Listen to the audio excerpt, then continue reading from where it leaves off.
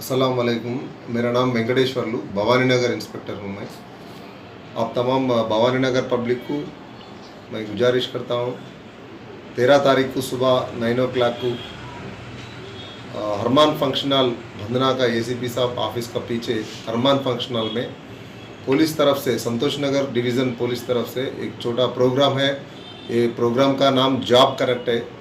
हमारा बच्चा 10th class, intermediate, degree, engineering पढ़ने वाला पूरा जॉब मिलते उधर। टोटल 25 कंपनीज तक आ रहे उधर।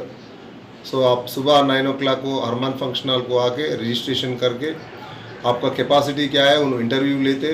इंटरव्यू लेने के बाद आप कौन सा जॉब को फिट करते वो पूरा उन वेरीफाई करने के बाद वो जॉब मिलते हमारा को। सो हमारा भवानी नगर बहुत यंगस्टर्स है, पूरा पढ़ने वाला भी है।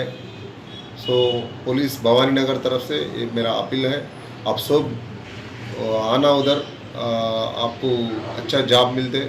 ये पुलिस तरफ से मेरा रिक्वेस्ट है। शुक्रिया।